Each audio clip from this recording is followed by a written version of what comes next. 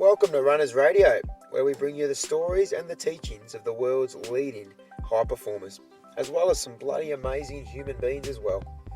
If you find some value in the show, we would greatly appreciate you taking a few seconds to leave us a 5-star review. It really does enable us to help a lot more people. The show is brought to you by runners.com. That's runnez.com. Runners is your online running coach, no matter your level or aspirations. Just put Runners in your ears and off you go. Without further ado, let's get on to the show.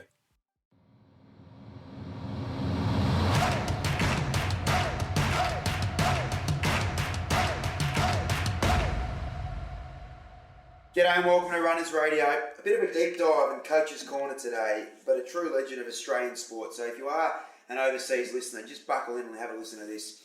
Paul Roos, the player, who played 356 games for the Swans and Fitzroy from 1982 to 98.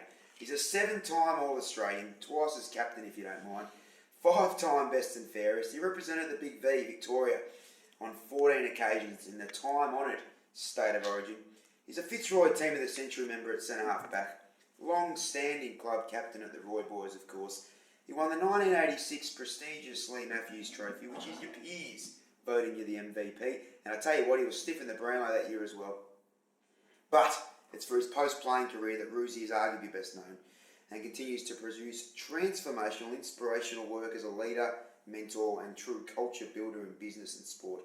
As a coach, he led the Sydney Swans to their famous 72-year drought-breaking Premiership in 2005 on the back of the truly special Bloods culture he was pivotally embedding at the Swans. In total, Paul coached 260 AFL games with huge success at both Sydney and Melbourne.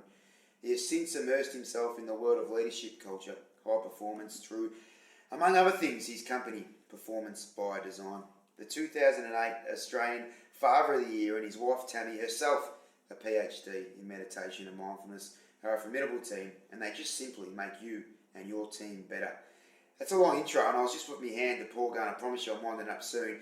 But I pretty much cut that short. It's a privilege to sit in front of the great man and pick his brain for the next 40 or so minutes. Welcome, Paul Roos. Thanks very much. Thanks for having me. Oh, mate, thank you for giving up your time. I know you're inundated. Now, Roosy is a true leader and a culture builder, and he has been since the very start. But as all leaders and coaches and mentors in general, it has to start somewhere. And I love listening to you talk about your junior days, mate. I reckon it's really pivotal in what made you. So take us right back to Don Vale and Beverly Hills Junior Footy Club and your family and just how it all came to be and, of course, on to Fitzroy. Yeah, I grew up in Don Vale, as you said, which was back in those days you were zoned to a certain footy club. But when you're a kid back then, you were sort of playing all sports. It's probably a little bit different now where it's most sports are a pretty elite system, but I was playing a lot of tennis on the weekends, playing a lot of basketball. I love basketball, and I was playing footy as well. And then eventually was invited down to Fitzroy Footy Club. And probably even, in your junior days, you touched on, mate, is you probably don't understand the lessons you're actually learning, regardless of whether you go on to play AFL footy or not. The notion of teamwork and, helping your mates out and getting to training when it's wet and rainy and windy and discipline and all those sorts of things. So then I was really fortunate to go to Fitzroy, and I've said this many, many times.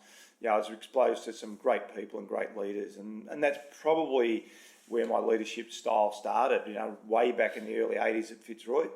I didn't really know where I was going to end up, obviously from a footy point of view and from a coaching point of view, but I had so much admiration for Gary Wilson, Bernie Quinlan, Laurie Serafini, Mickey Conlon, Scotty Clayton, Leon Harris, the list sort of went on and on and on. They were really, really good people, and I think early days I learned to be a good leader, you got to be a good role model. You got to do things first and foremost, and then people will follow you if you do things the right way. So, I love my time at Fitzroy. Great people, but we were working as well, so it's not like it is today. We sort of head off to work in the morning, go to train in the afternoon, and but had a really good experience there.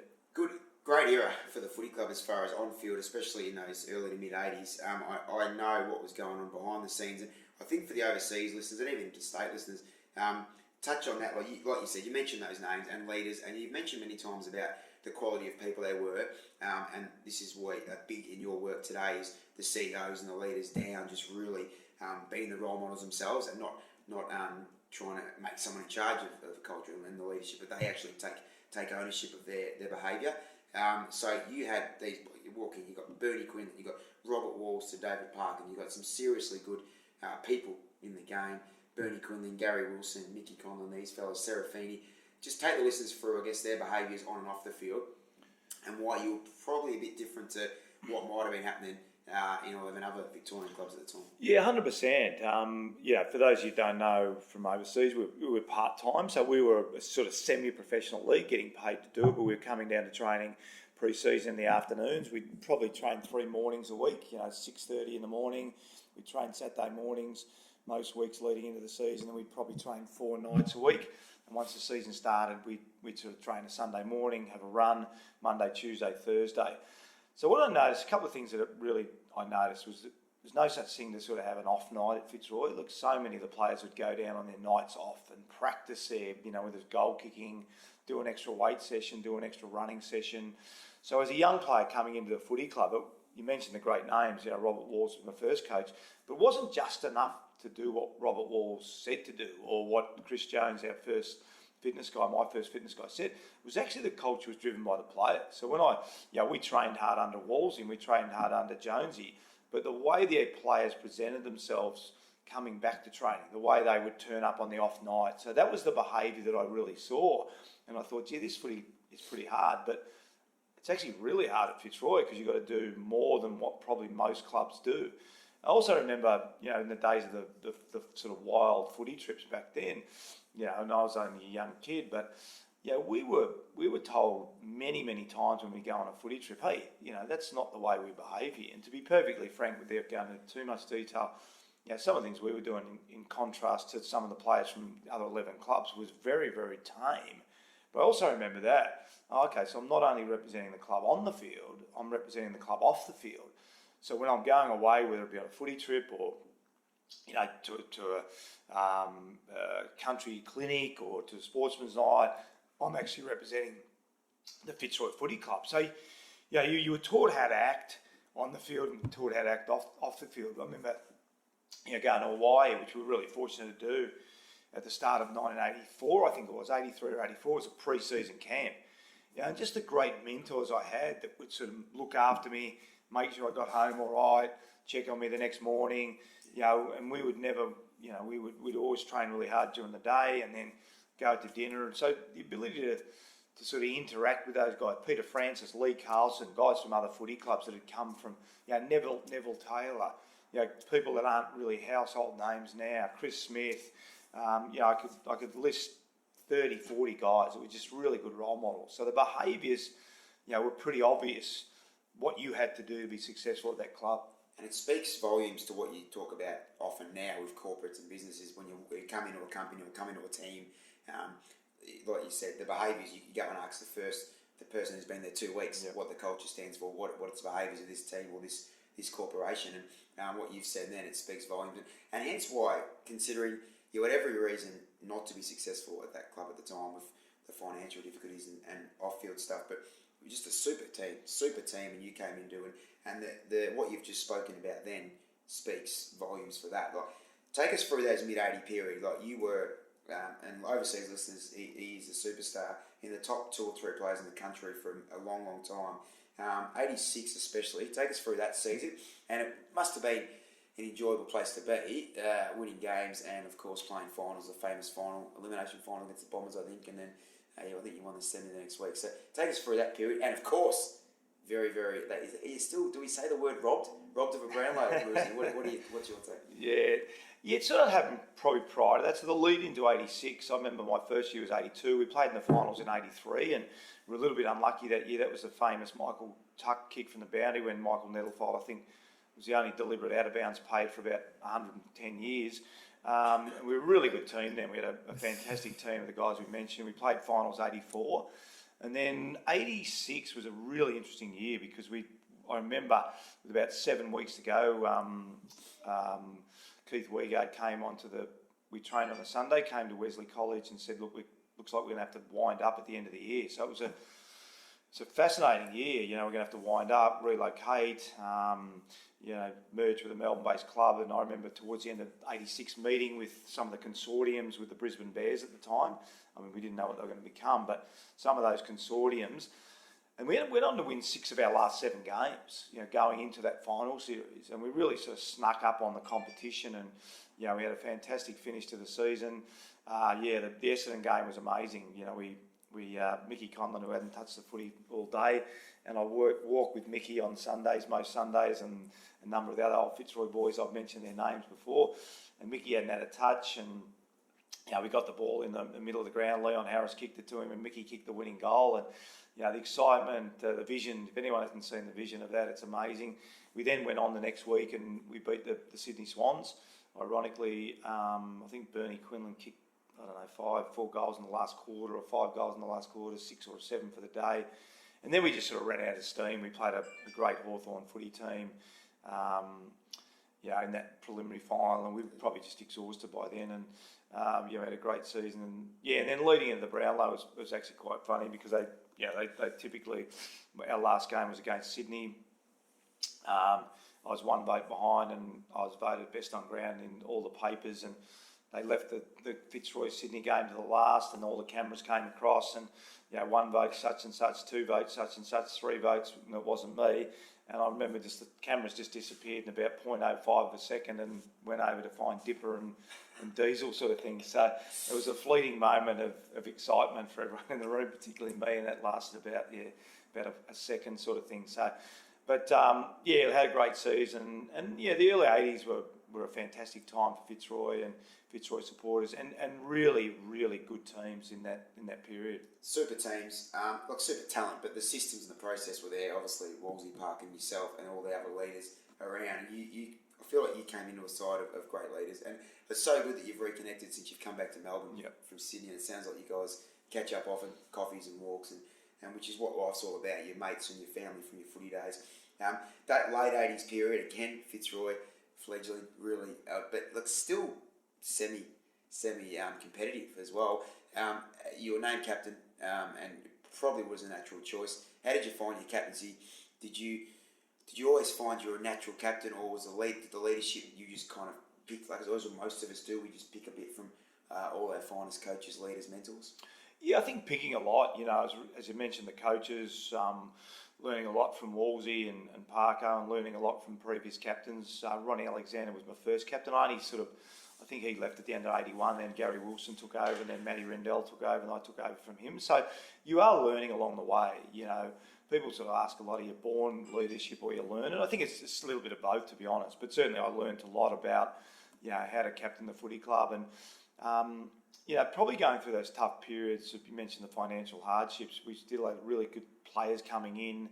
We haven't talked about, Richard Osborne, Gary Pert, Johnny Blakey, Alistair Lynch, Rossi Lyon, Paul Broderick, Matty Armstrong, Brendan Gus. We still had some good players, particularly from Tassie. We had a really good group of players that came from Tassie, but we probably started to get worn down, and some of the things that I probably didn't enjoy then, but probably helped my leadership, was players ringing me and, Roosie, I haven't got paid, can you help me out? I bought a house, I'm trying to get a house, I need my money from the club. And so I was probably dealing with things as a captain that most other captains weren't having to deal with. So I remember a lot about that, and at the time it was probably just normal. I remember the start of one season, might have been my last season or second last season, a group of players come to me really worried about whether they're going to get paid. So we had a meeting, at my manager's place, and, we had to talk about, we wanted a guarantor from the AFL, and so those were the sort of things. But at the time you probably didn't really think too much about them, but I think they did help me as a leader. There's no question about that, because I was having to do things that most other captains weren't doing.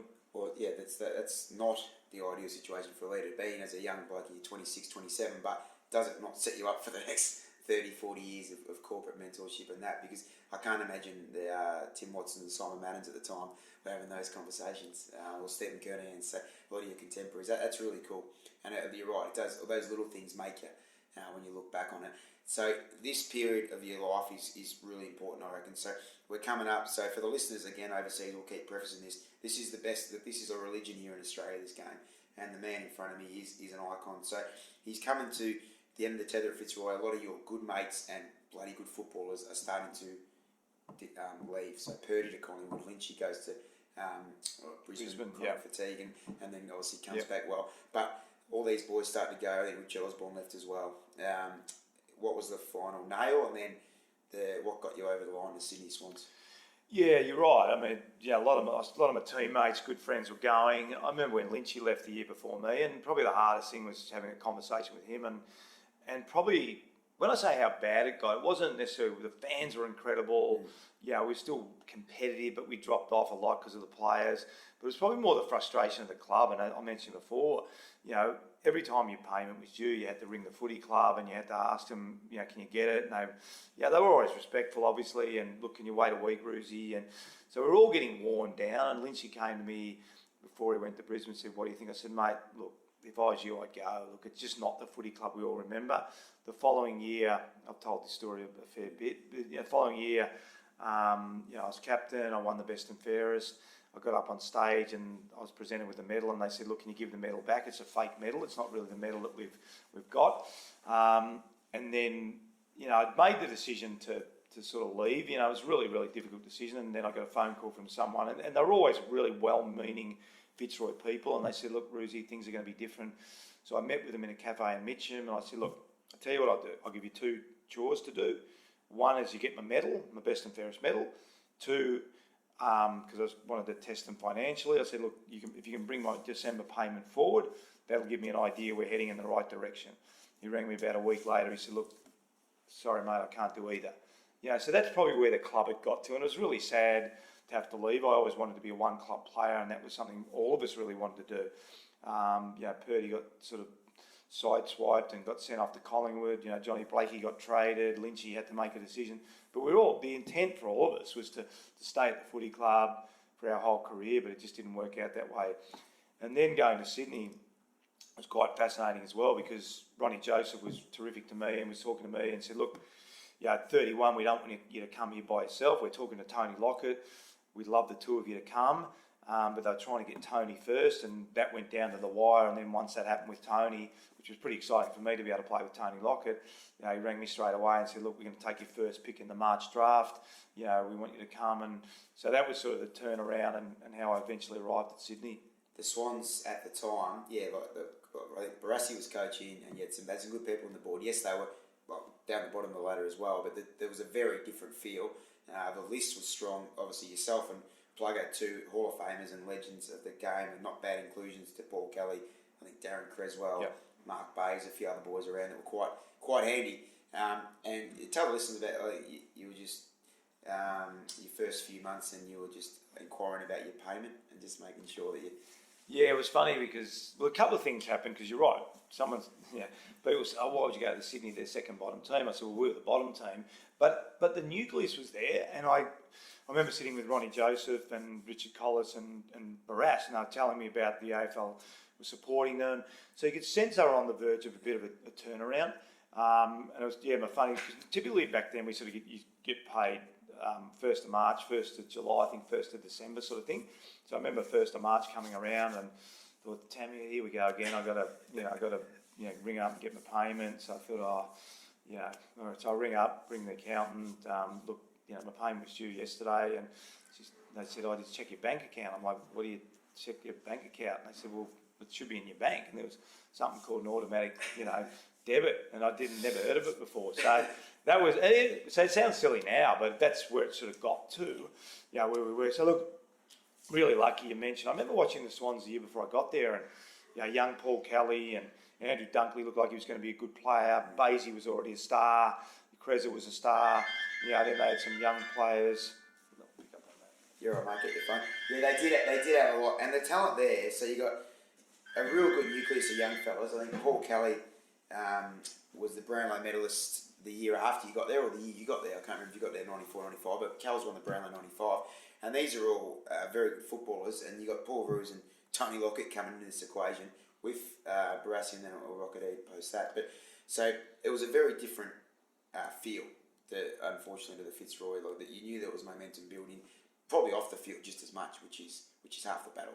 Yeah, 100%. I mean, that was the thing. The frustrating thing at Fitzroy, I guess, was we used to get told all the time, oh, there's a new facility getting built and there's some money coming in, and that probably started around 86. So for the next sort of best part of 8 years, we heard a lot of that, and it never eventuated. As I said, when I went to Sydney and I started hearing from Barras and Richard, and you could sort of sense, because you knew the AFL was going to get behind them, whereas unlike Fitzroy, they sort of wanted a team to go to Brisbane, so there was no real support from an AFL or VFL back then. But you could sense that they were going to get behind the Swans.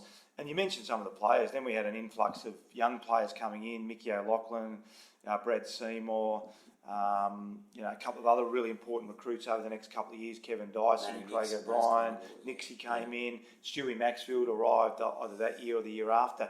So we suddenly built, and it turned really quickly. We didn't have a super year in 95 under Barras, but Barras was really good at teaching us about discipline and just an incredible ambassador. For him to put his reputation on the line after the success he'd had and to go to the footy club was just an incredible tick for the... And it was a huge moment for the Sydney Swans. And then Rodney Eade came in, started 96, and I signed 95. I thought maybe we could play finals in my third year, which I signed a 3-year contract, and we turned out, with all those players we mentioned, young players coming in, we ended up playing a grand final in 96, so it was a really quick turnaround. Big season 96, big day 96. You've described it as the best and worst day of life, which is understandable. You happen to run into a rampaging Wayne Carey and the North Melbourne Kangaroos in the Centenary Grand Final, if I remember correctly. Tell the listeners, succinct it quickly, I guess, but this is the holy grail for a footballer. You've done it all in the game. You couldn't have done anything more. What was your lead up to that, and how are you feeling? You're obviously coming towards the end as a footballer. Grand Final day, take us through it. Yeah, so I played for 13 years. Fitzroy didn't play in a grand final, so this is my second year. So 15 years into my career, and I probably didn't ever think I'd play in a grand final. Yeah, I remember it as it was yesterday. We flew down. You go on the parade down here. They have a big parade on the Friday before the grand final. So it's a Super Bowl. It's the FA Cup, or whatever you want to call it. It's obviously a massive event. I remember going to the parade, and it was pretty cool to get in, seeing all the Swans fans and the North Melbourne fans, and suddenly being part of it. The amount of people around the hotel on the Friday night, and then getting in the room, getting into your room on a Friday night, and then really focusing on the game. Waking up in the morning, getting the bus to the ground, and then suddenly realising you're playing in the grand final. And I wanted to be really conscious of it, because I was always one that would go and watch a grand final. I remember breaking through the banner and doing my lap, warming up, and I was looking up in the grandstand thinking I'm normally sitting up watching players play. So it was a really cool experience. And then when the siren goes, the umpire holds the ball up, the siren goes, it's bang into it. And you're right, I mean, we played against a really good team, and I think probably the best team in that particular year. And we were a little bit, when I say unlucky, there's always moments in a game, and there was a moment I think in the second quarter that it was just a little kick that dropped short from Cal, and it just missed plugger slightly, and it went straight down the other ground. So sort of that 2-goal swing, and we were pretty exhausted at half time. I remember going in at half time, and Dunks had a big week. He'd been reported, and he got off eventually through a Supreme Court, I think it was. So we'd given everything up until that stage, and the second half sort of fell apart for us. But it was probably a lot closer grand final than the final result. But North were just too good and had those great players. But it was I talk about it as my best footy day and my worst footy day, all wrapped up into one day. There was a better day to come, I feel. We'll talk about that in a minute. But the next couple of years intrigued me as well, mate, because you are an elite footballer, and I know I've said that a couple of times. Not that many players that have been at the very top echelon and really are extremely aesthetically pleasing to watch, and all these things turn out to be great coaches. Just to look back, and you obviously have been, and you're still doing it as a career. You look at a lot of the great coaches, quote unquote, and they're more the toilers, the back pockets, or the run whiffs, or just good footballers, but not a superstar like yourself. 98 intrigues me. Rocket was starting to play you a little bit off the bench. You started to take a little bit of notes. You wrote your famous 25 pillars that you just what you see as a good leader to be. I think that would be correct in saying. And it would have been just through looking through the game through another lens. Maybe a player that isn't first picked, maybe a player that is 18th picked, or week to week he's wondering whether he's going to get a game or going to get a paycheck or those kind of things. So take us through 98, because I reckon that's a massive part of your journey. Yeah, obviously when your sort of body's starting to fail you and you've been a pretty good player for a long period of time, there can be a sense of frustration. So back in those times, the interchange wasn't used like it is now, and I sort of started a number of games at the back, and you sort of sit there for a while. But it turned out to be a great period, because you're right, I suddenly started to realise that not everyone's getting a game every week, and not everyone knows their pick, their captain or whatever. And I started to understand, gee, this team's full of really different personalities. They've got different anxieties going into games, and at the end of 1998, I wrote down a list of 25 points that I liked about leaders, didn't like about leaders, and it was really coinciding with a period of full-time professional football. So that notion of Wolsey being a school teacher and Parko being a lecturer and coming down to training at sort of 4 o'clock and getting things done really quickly was changing. It was an era of full-time. So I felt there was a new way of coaching. I didn't realise I was going to be a coach. This is 1998. I wrote it down. Didn't coach till 2002. But I felt like there was a new way of doing it. So there was probably two things that you mentioned. One, I realised that if there's a list of 42, they're all different personalities, and they're all going through different things to what I was going through. And two, that list was just to say, if you were going to coach, this is your blueprint, this is your coaching audit. And it was a list that I had on my desk for 8.5 years of coaching Sydney, and it was the first sort of list I took out, or first document I took out when I started coaching the Melbourne Footy Club. And it really was an audit, held me accountable to the leader that I wanted to be. It's pretty powerful, and I genuinely believe it is because you are a good person, and good leaders have to be good people. You could have gone the other way. Like you were a superstar at the game. You could have easily said, stuff this, like, why am I getting played on the bench and all these kind of things. But you turned it into a massive positive that's almost set the tone for the rest of your life as a leader and mentor. Like, I love it.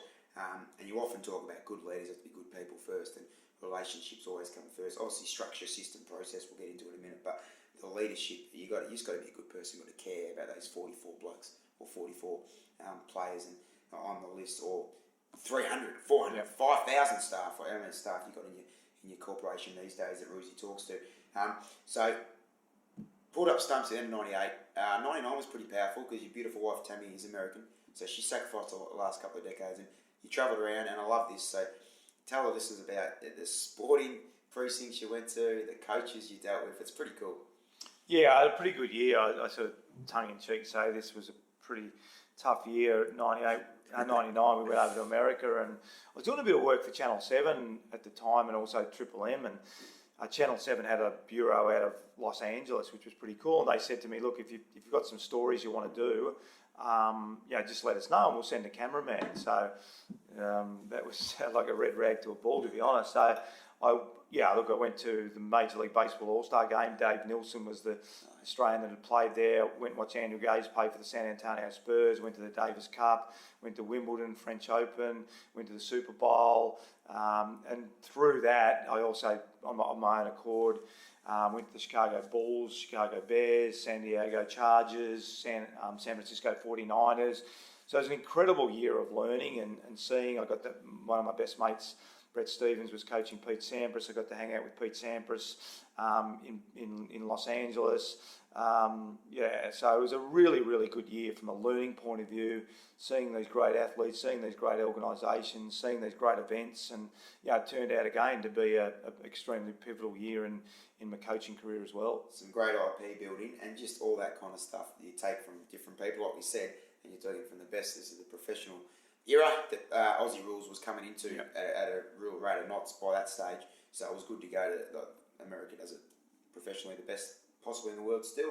Arguably, you've taken a few of those and the greats like the Chicago Bears, Bulls, and those kind of mob. You come back to Australia and is the die set? You know that you're going to be coaching in some. So do you go straight back to Rocket as assistant, or how does that come about in that early millennium phase? Yeah, well, so I come back at the 2000 Olympics, which was good. Come back at the end of 1999. As I said, I was doing some work for Channel 7, so they had a pay TV network called C7, and they asked me to host the Olympics. I got the midnight to 6 a.m. shift, so I still stuck to the three people that watched me on television. But it turned out, again, to be an amazing experience. What I thought was going to be a disaster. So I'd go at work at 12, arrive at sort of 10:30, and Roy and HG had that show, and they had all these Olympians coming in before I was on air. So I got to see some of these great Olympians, talk to Roy and HG every night, and then I'd go home, get home at 6:30, sleep for 5 or 6 hours, and I had a pass to go to all the events, which was cool. But I also worked a bit of part-time, did a bit of part-time work with the Swans as a sort of helping with the defence. And at the end of 2000, I started full-time. That's when the CEO, I think Cole Seary, came to me and asked me, look, was I interested in being part of the team full-time? So I had to make a decision sort of then, but media, was going okay. I was doing some work with Plugger and I were doing the games at Channel 7. I was working with Bruce McAvaney, which was an amazing experience as well. But then I sort of had a bit of an itch. I thought, no, look, I'll get into it and just see whether it's something I want to do. At that stage, I didn't really know whether I wanted to be a senior coach. So, I started 2001. It was full-time at the footy club, really enjoyed it. And then obviously halfway through 2002, was when Rocket stood down. So probably wasn't until then when the club came to me and said, look, we want you to be the coach, was probably the first time, because I always thought, well, I'll have a fair bit of time to think about it, and I'll go through the process of being an assistant coach, and at some point I'll make the decision. So it did come a bit quicker than I thought. Certainly did. Some people have 10-year apprenticeships as assistants and line coaches, the like, but remember it vividly, mate. Mid-02, obviously you got the job. Rocket, might have been a couple of issues, and you've spoken about him before, but he was a great coach, but there was a couple of issues with just not, and you got this in your pills, just not enjoying the process, enjoying the wins. An issue with the song one time that you spoke about it. Yep. But that's just little things that can lose players at times. And so you come in, there was a big push for Terry Wallace, but you won over every player, member, supporter, casual supporter in the land. Could you feel that momentum building as you were going along, or you were just too focused on process systems? Yeah, not really. Yeah, just sort of, when you're coming in after, Rocket, I always had this sort of philosophy, and I don't know why I had it, but I always thought as a player, if you haven't won a premiership, you've probably got about a 6-7 year window. That was probably my philosophy. And Rocket was a fantastic coach, really groundbreaking in a lot of ways, but probably started to get really frustrated because we didn't win in 96. We got to the finals many, many times and couldn't win. So he sort of started to get frustrated. So it was probably just like a relationship that had to break, and he recognised it, stood away. So probably the next 10 weeks was just letting the players enjoy themselves a bit more. And I always say this, it's probably the easiest 10 weeks of your coaching career, because you really can't change much. Not that I really wanted to. The players are just ready for a different voice for whatever reason. No one's fault, really. So you get into the seat. The players, instead of being, what was our record at that stage? I think 4-8, are 0-0. They don't actually think of themselves as 4-8. They think of themselves as, we've got 10 games to go. We're 0-0. So it's actually a pretty good time to come in. So we just tried to tweak a few things, tried to enjoy it. So I was really more focused on the players in that 10 weeks. The other stuff really snuck up on us. Paul Kelly and Andrew Dunkley played their last game of the year, round 10.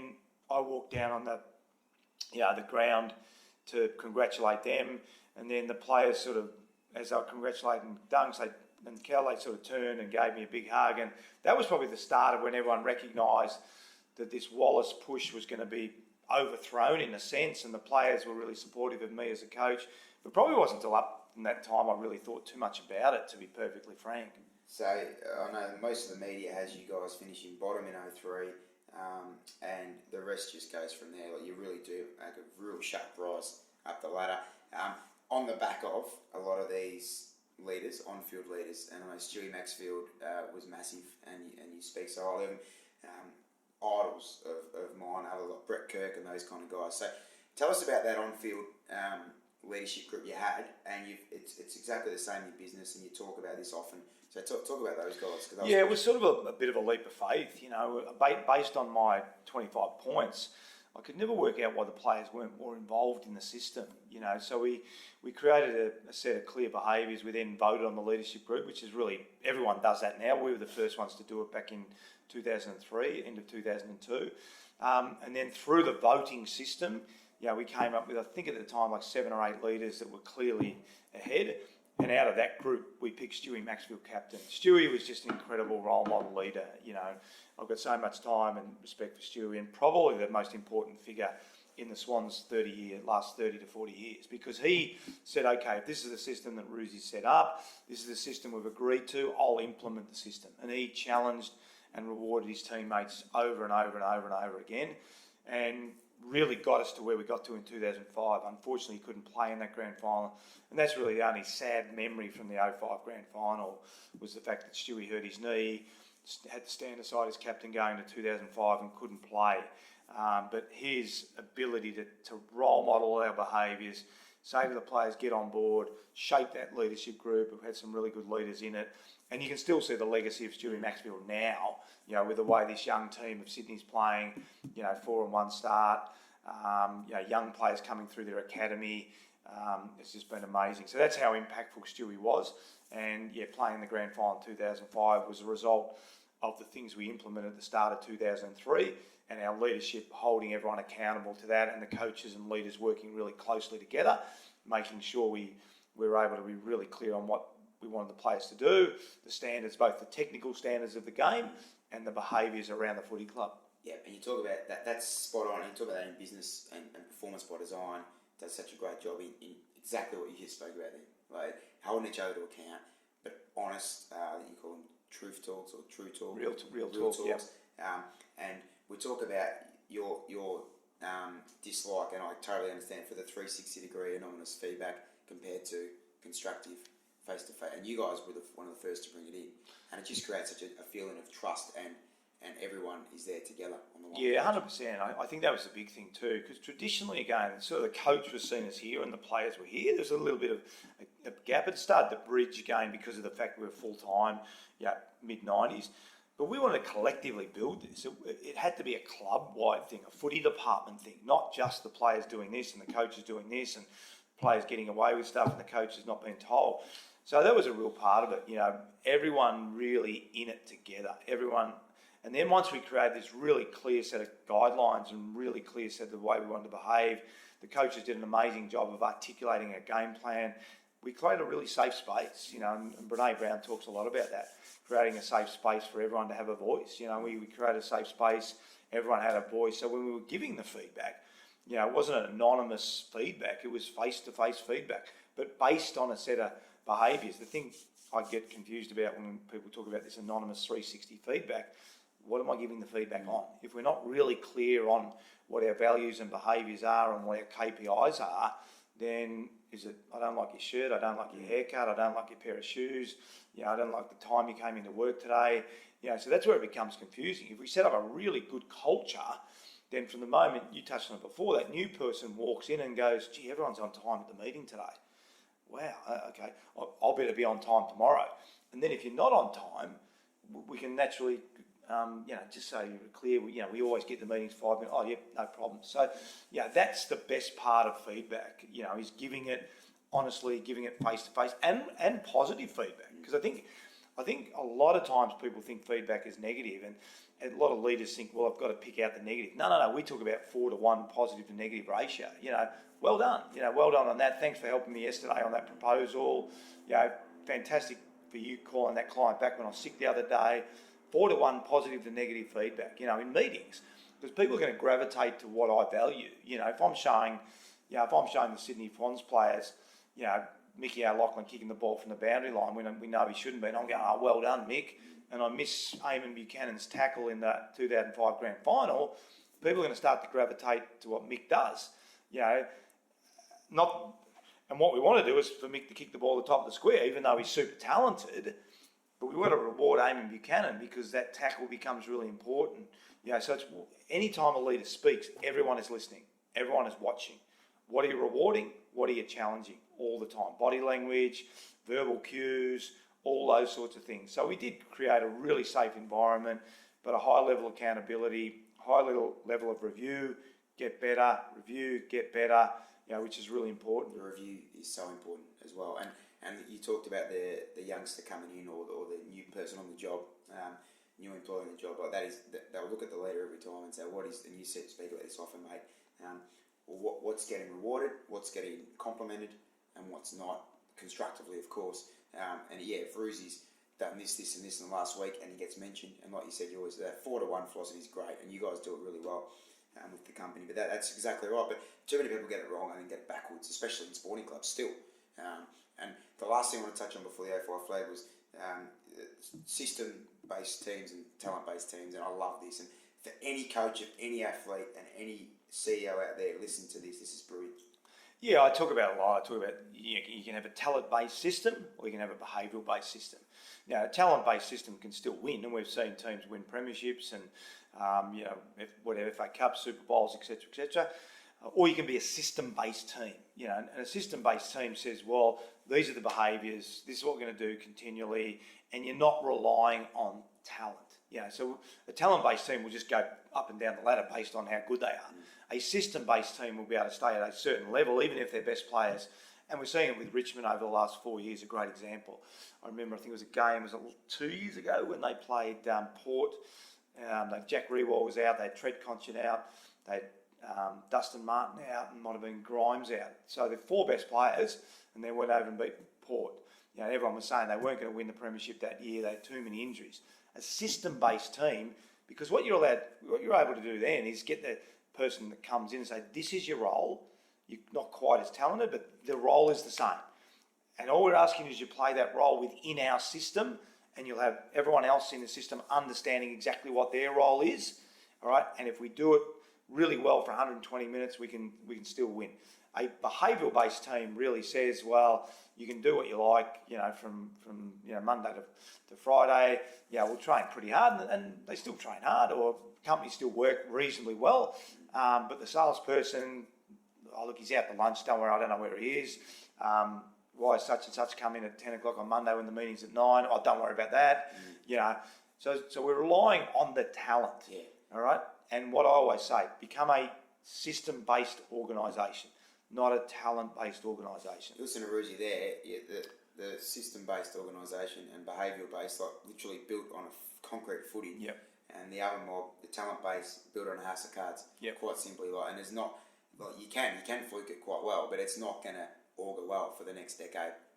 And look, I think, and it's been articulated now, the West Coast Eagles of 05 and 06, there've been a number of books written by players so they were a talent-based team, and I think what they were able to do is win a premiership in 06. But with that talent, if they had been a system-based footy club, a couple of them probably wouldn't be there, clearly, based on their behaviours, but that's up for other people to decide.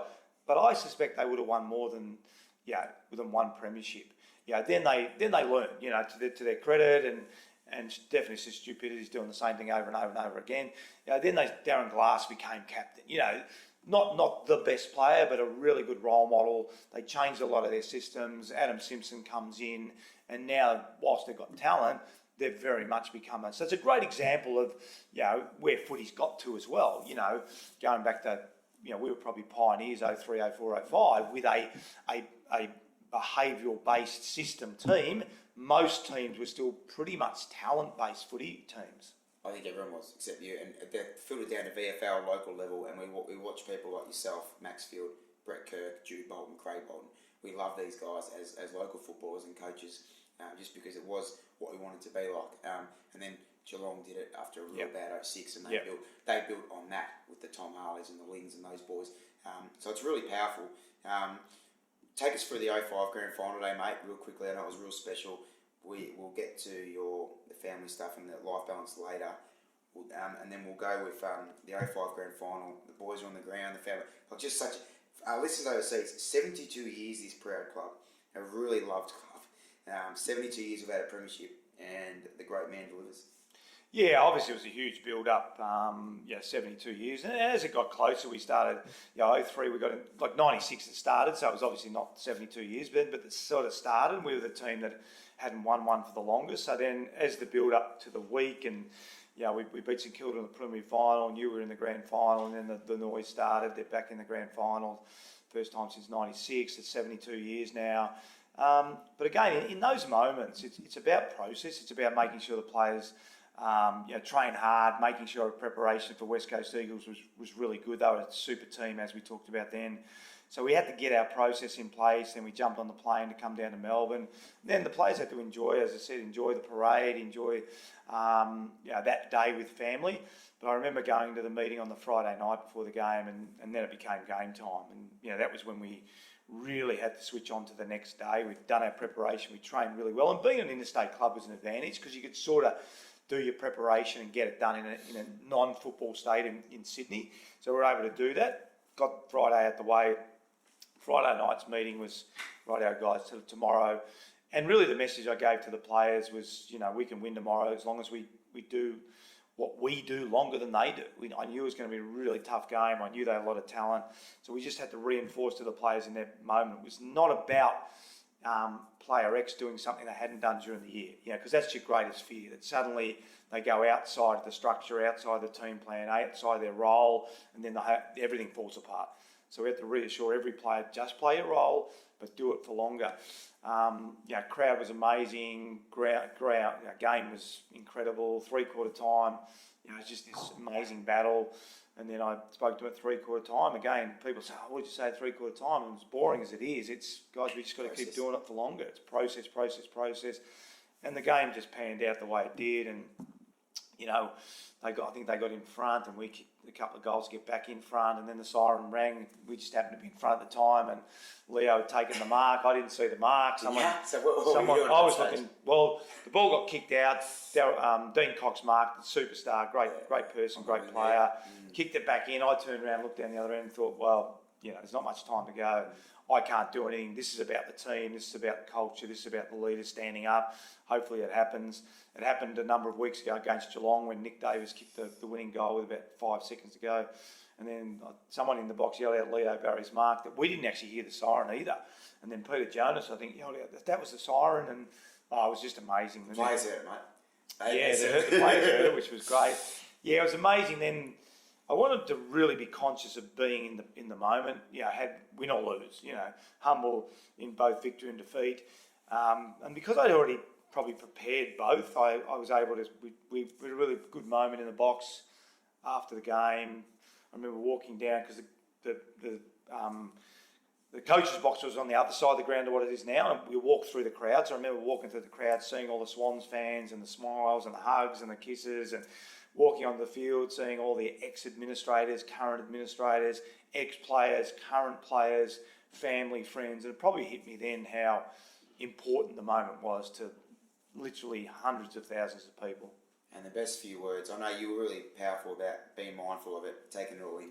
And the best, I still think from memory, one of the best Premiership phrases of all time. Here it is. And if you're overseas, just Google it because it'll send shivers up your spine.